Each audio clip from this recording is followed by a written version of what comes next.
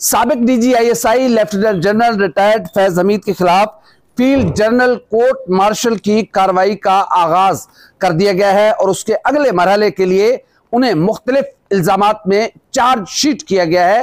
ये बहुत बड़ी खबर है और पाकिस्तान तहरीक इंसाफ के बानी चेयरमैन इमरान खान के सर पर भी एक नई खतरात की तलवार लटकना शुरू हो गई है। पाकिस्तान की तारीख में पहली बार किसी साबिक DGISI और पाकिस्तान की मुसल्लह फौज के इस high official high rank level के अफसर के खिलाफ जो फील्ड जनरल कोर्ट मार्शल की कार्रवाई का आगाज किया गया है उसमें उनको चार्जशीट कर दिया गया है और अब उन पर जो इल्जामात लगाए गए हैं वो इंतहाई संगीन नौयत के इल्जामात हैं, जिनकी सजा क्या होगी उस पर भी हम आपके बात करेंगे। जनरल फैज हमीद पर ये इल्जामात हैं कि उन्होंने मुल्क की मफादात तहफ़्फ़ुज़ात को नुकसान पहुंचाया, उन्होंने आम लोगों की उनको नुकसान पहुंचाया, उन्होंने जो सरकारी वसाइल है उनका बेदरेग और गलत इस्तेमाल किया, उन्होंने जो आर्मी कोड ऑफ कंडक्ट है उसकी खिलाफ वर्जियां की, उन्होंने 9 मई में जो सहूलतकारी की उसमें भी उनकी तफ्तीश की जा रही है और जो मुल्क में बलवे और अमन अमान की सूरत हाल शुरू हुई थी उस पर भी फैज हमीद साहब के खिलाफ अब एक नई तहकीकात का आगाज कर दिया गया है। तो साबिक DGISI फैज हमीद कई एक इल्जामात में सख्त मुकम्मल तौर पर घिरे हुए हैं और ये सारे जो सिग्नल्स हैं वो इस बात की निशानदेही कर रहे हैं कि इमरान खान के लिए एक नई मुश्किल का आगाज होने जा रहा है। जो लोग कह रहे थे कि शायद फरवरी या मार्च में इमरान खान की रिहाई का इम्कान है, लेकिन अभी की सूरत हाल को अगर हम देखें तो ऐसे लग रहा है कि नहीं, इमरान खान के लिए बहुत बड़ी मुश्किल पैदा होने वाली है। और अनडिक्लेयर्ड जो स्पोक्स पर्सन है पॉलिटिकल पार्टीज के फैसल वावडा साहब ने ये अभी कुछ देर पहले मीडिया से गुफ्तगू में कहा है कि अगर फैज हमीद को माफ नहीं किया जा रहा तो फिर क्यों सोचा जा रहा है कि बानी PTI पर यह वक्त नहीं आएगा, बल्कि बानी PTI पर भी यही वक्त आएगा और ये सारे लोग इबरत का निशान बनेंगे। उन्होंने कहा है कि जो कुछ अली अमीन खान गंडापुर कर रहे हैं, अली अमीन खान गंडापुर के खिलाफ वो होगा कि लोग इबरत के तौर पर कानों को हाथ लगाएंगे कि ये सब कुछ हुआ अली अमीन खान गंडापुर के साथ। पाकिस्तान और दुनिया भर में देखने और सुनने वालों को उल्फत मुगल का सलाम। आप मेरे यूट्यूब चैनल और फेसबुक पेज देख रहे हैं। पाकिस्तान की तारीख में पहली बार किसी हाई लेवल फौजी अफसर का इस अंदाज में फील्ड जनरल कोर्ट मार्शल की कार्रवाई का आगाज हुआ है, जो साबिक DGISI भी रहे हों और उन पर कई एक इल्जामात हों। उन पर इल्जाम हो कि उन्होंने अपने ओहदे पर रहकर सियासत की, उन पर इल्जाम हो कि अपने ओहदे पर रहकर उन्होंने मुल्क की मफाद को नुकसान पहुंचाया, उन पर इल्जाम हो कि उन्होंने अपने ओहदे पर रहकर मुल्क की तहफ़्फ़ुज़ात को नुकसान पहुंचाया, उन पर इल्जाम हो कि उन्होंने अपने ओहदे पर रहते हुए आम लोगों को नुकसान पहुंचाया, उन पर इल्जाम हो कि उन्होंने फौजी तनसीबात पर हमलों में उनका कोई ना कोई किरदार या उनका कोई ना कोई लिंक था, उन पर इल्जाम हो कि मुल्क में फसादात और बलवों में उनका कोई ना कोई किरदार और सहूलतकारी मौजूद हो, उन पर इल्जाम हो कि उन्होंने फौजी कोड ऑफ कंडक्ट की खिलाफ वर्जी की। ये तमाम इल्जामात फैज हमीद साहब पर लगा दिए गए हैं, उन्हें चार्जशीट कर दिया गया है और उनके फील्ड जनरल कोर्ट मार्शल की कार्रवाई के लिए अगले मरहले का आगाज कर दिया गया है। इसमें कुछ ऐसी दफात हैं या कुछ ऐसे इल्जामात हैं जो चार्जशीट किए गए हैं, इसमें इंतहाई संगीन सजा भी है। देखिए, जहां पर मुल्क की मफादात, मुल्क की तहफ़्फ़ुज़ उसका मामला आता है तो फिर उस पर संगीन तरीन सजाएं हैं। जहां पर फौजी तनसीबात पर हमलों में सहूलतकारी, फौजी तनसीबात और अहम तरीन तनसीबात पर हमलों में सहूलतकारी का इल्जाम है, उसकी सजा भी इंतहाई संगीन हो सकती है। इख्तियारात का नाजायज इस्तेमाल, उसकी अपनी एक अलग सजाएं हैं। फौजी कोड ऑफ कंडक्ट, उसकी अपनी अलग तरीन सजा है। तो लग ऐसे रहा है कि फैज हमीद साहब एक ऐसे जाल में फंस चुके हुए हैं जो शायद उन्होंने किसी और के लिए बुना था, लेकिन वो अपने जाल में इस वक्त खुद फंस चुके हुए हैं और ऐसे लग रहा है कि इस जाल में इमरान खान की जगह भी है और इमरान खान को भी इस जाल में बिलाखिर आना पड़ेगा। ये क्या मामला है, इस पर आज जो अहम तरीन बयान जारी किया गया है DGISPR की जानिब से। ISPR के मुताबिक साबिक DGISI lieutenant general retired Faiz Hamid का फील्ड जनरल कोर्ट मार्शल की कार्रवाई के लिए, अगली कार्रवाई के लिए उन्हें चार्जशीट कर दिया गया है। चार्जशीट का मतलब है कि उन पर इल्जामात लगा दिए गए हैं कि ये इल्जाम है आप पर। पहला इल्जाम उन पर यह है कि उन्होंने आर्मी कोड ऑफ कंडक्ट की खिलाफवर्जी की। दूसरा उन पर इल्जाम है कि उन्होंने इख्तियारात और सरकारी वसाइल का नाजायज और बेदरीग इस्तेमाल किया। अगला इल्जाम है कि उन्होंने रियासत के तहफ़्फ़ुज़ और रियासत के मफादात को नुकसान पहुंचाया। उससे अगला इल्जाम उन पर है कि वो बहसियत DGISI, बहसियत लेफ्टिनेंट जनरल पाकिस्तान की मुसल्लह अफ़वाज के आला तरीन ओहदे पर रहते हुए उन्होंने सियासी सरगर्मियों में वो मुलव्वस पाए गए।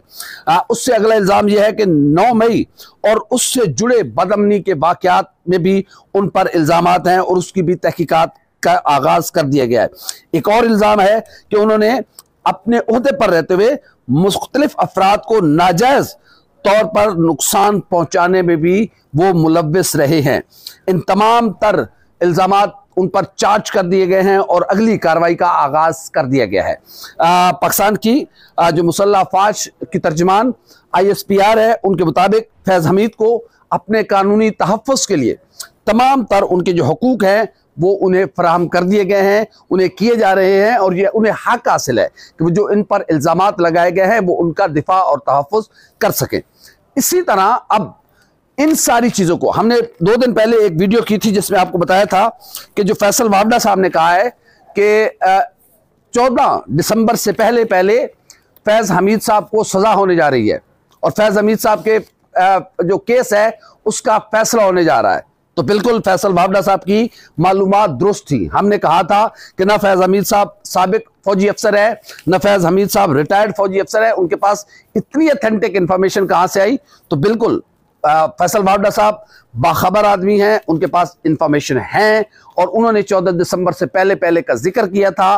बिल्कुल उससे 4 दिन पहले इस अहम तरीन केस से मुतालिक जो चार्जशीट उनको किया गया, इसका फैसला आना, इसका ये चीजें सामने आना इस बात की दलील है कि वाकई सिविल नाफरमानी के गुब्बारे से अब हवा निकालने की बारी आई चाहती है।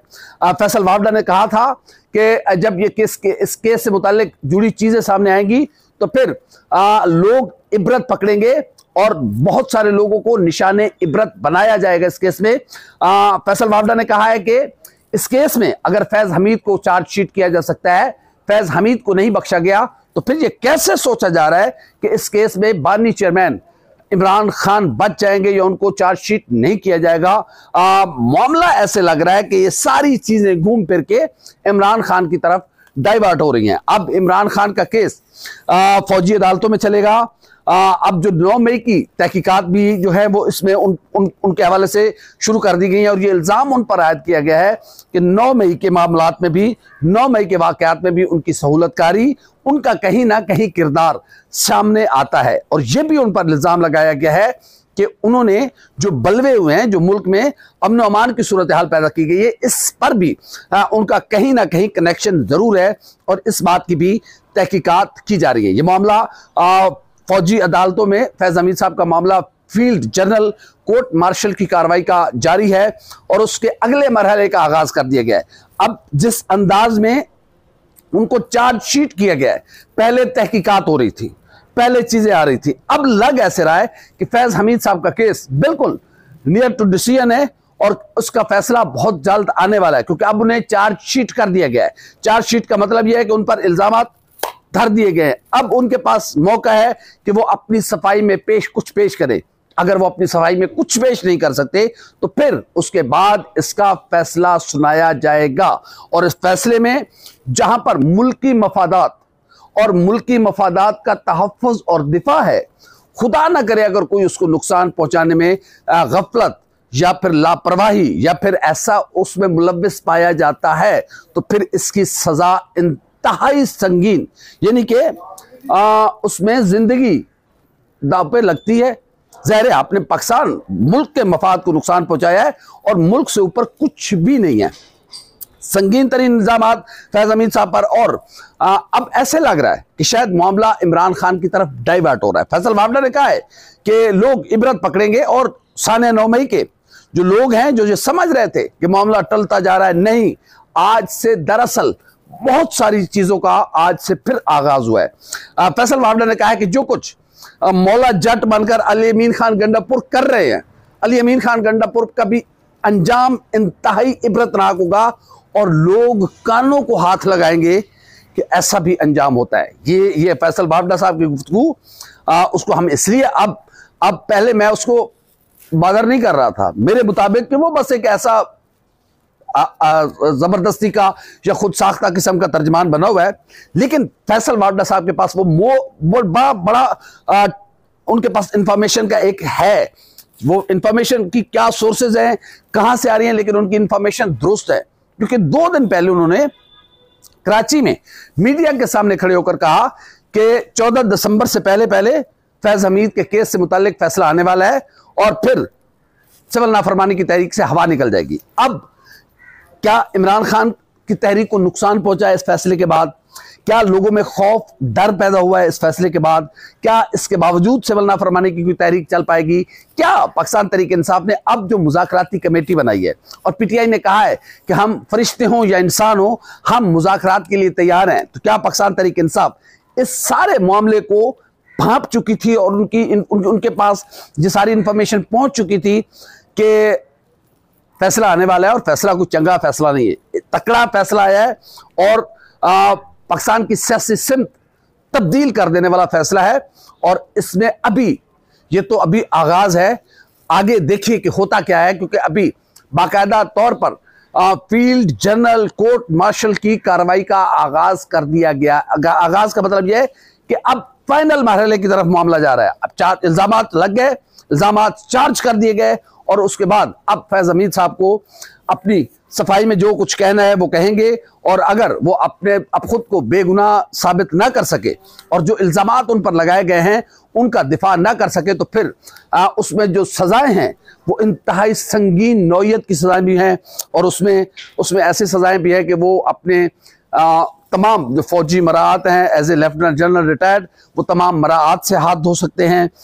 वो अपने नाम के साथ ना साबिक लेफ्टिनेंट लिख सकते हैं, ना साबिक DGISI लिख सकते हैं। ये सज़ा भी हो सकती है, उसमें डेथ पेनल्टी भी हो सकती है। जो मुल्की मफादात और मुल्की मफादात के तहफ़्फ़ुज़ को नुकसान पहुँचाने का जो इल्ज़ाम है वो इंतहाई संगीन तरीन इल्ज़ाम है। इसी तरह 9 मई के मामलात में सहूलतकारी का और एक फौजी कोड ऑफ कंडक्ट की खिलाफ वर्जी, ये बड़े संगीन नौयत के इल्जाम आते हैं। बहरहाल फैज हमीद साहब इस वक्त फंस चुके हैं, जाल में मुकम्मल तौर पर फंस चुके हैं और ये एक एहतसाब का एक ऐसा नया दरवाज़ा खुला है पाकिस्तान में जो इससे पहले सच्ची बात है नहीं खुला था। ये क्रेडिट बहरहाल सिपा सालार को जाता है कि कानून से कोई बालातर नहीं है, कानून और पाकिस्तान से कोई बालातर नहीं है। कुछ समझे कि पाकिस्तान उसके बगैर कुछ भी नहीं है, तो ऐसा नहीं है, वो कुछ भी नहीं है, पाकिस्तान सब कुछ है और ये सब कुछ साबित हुआ है। और इस तरह की इस बड़े लेवल की कार्रवाई यकीनन इस बात की तरफ इशारा करती है कि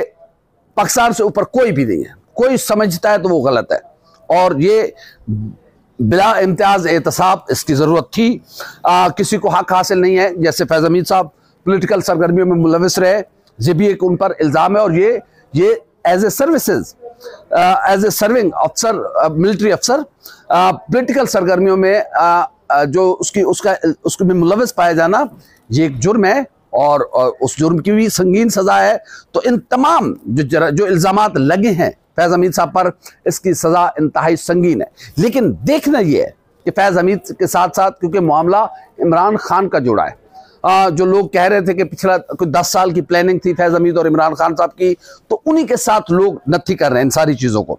और बहुत सारी चीज़ों को इससे नत्थी किया जा रहा है कि मौजूदा सिपा सालार का रास्ता रोकने के लिए या उनके खिलाफ कोई खुदा न करे मसाइल, मुश्किलात या कुछ ऐसी सिचुएशन पैदा करने की कोशिश की जा रही थी जिसमें नाकामी, यकीनन ये एक ऐसा रिस्क था जिसमें कामयाबी के चांस बहुत कम थे, नाकामी के चांस ज़्यादा थे और उसमें हुई भी नाकामी।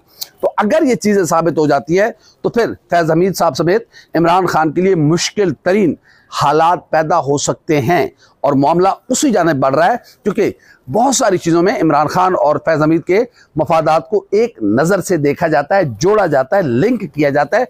अदरवाइज़ फैज़ हमीद साहब का क्या लेना देना 9 मई के वाक़यात से, अदरवाइज़ फैज़ हमीद साहब का क्या लेना देना इन सारे मामलात से, पॉलिटिकल सरगर्मियों से।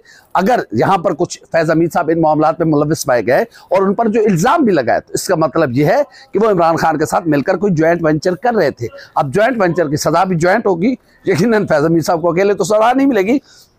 बहरहाल इमरान खान के लिए मुश्किल की एक नई घंटी बजी है। देखते हैं कि इमरान खान इस नई मुश्किल से कैसे बचते हैं, इमरान खान इस नई मुश्किल का कैसे सामना करते हैं, और क्या पाकिस्तान तहरीक इंसाफ इन सारी सूरत हाल के बावजूद भी उस अंदाज में मुनज़्ज़म रह पाएगी, उस अंदाज में मुतहरिक रह पाएगी। सिविल नाफरमानी की तहरीक और बहुत सारी दीगर, वो आखिरी पत्ता क्या होगा। तो इमरान खान की सियासत अपने मुश्किल तरीन मोड में दाखिल हुआ जाती है। देखते हैं फैज़ हमीद का क्या अंजाम होता है। यकीनन इमरान खान का अंजाम भी फैज़ हमीद से ज़्यादा मुख्तलिफ नहीं होगा, बल्कि इससे मिला जुला होगा। हमारी वीडियो आपको कैसी लगी? लाइक करें, कमेंट करें, सब्सक्राइब करें, बेल आइकन के बटन दबाएं ताकि जो हमारी वीडियो है सबसे पहले आप तक पहुंचे। अल्लाह हाफ़िज़ नाज़रीन।